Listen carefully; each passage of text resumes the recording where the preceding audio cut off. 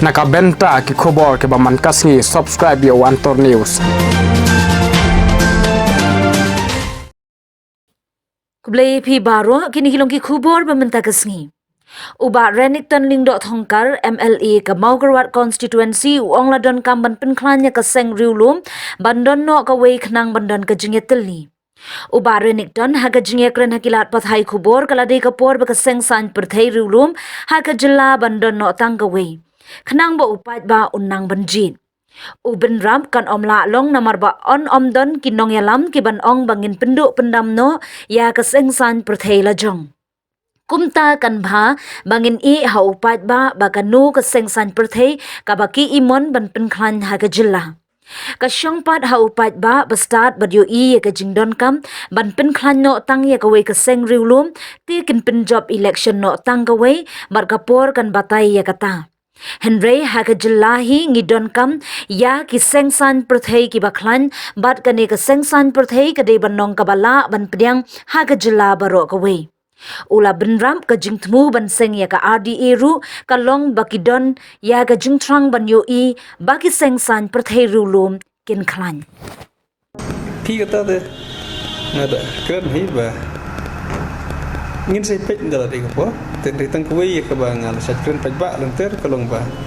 ngadon ki sutu ba kala ba plat ba ngin klan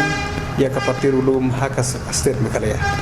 ta kare ke jingkwa ya ka bang kwa adu kata ban i ke jing klan ya Parti Riulum state mekalaya te Henry kene ke di Pedro kadon ke jing ya pher jing mut tu kene grup yang ba ha klan ya barok ki regional parties katu kene grup kamtam kini samlak ba kamang start yung kalau day ban don tang ko wei ke parti ke baklai te ngis ko thu ba kalong ka bom la long ban penduk ban disop ekonomi parti enam don udidar uban kwa ban ang bangi ngin disop no ek parti rajo te namar kata ngasubu be jekane bang i aka jeng start jeng pajba te lek pajba ki start ya ke bagi i bala don kam ban klan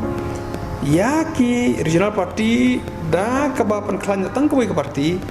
te kan sajab buat election tang kata koi parti ke baki imon kan kebakun lu kata ke parti lu saya jadi bendon koi pula ban kamunya tu ngatarai ka por kan batai pira etip hi ngamdan kam ban ong ai te Henry idon kam ke parti ha ka bakadon ka acceptability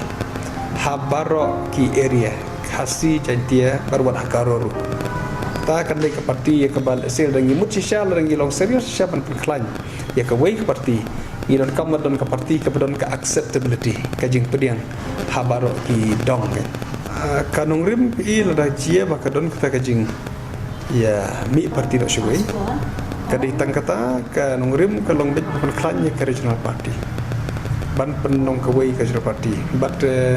ngil ada dia persang hi ban ya trelang ke HSP ke UDP kreatif bagi dorong trelang ngila form ke RDA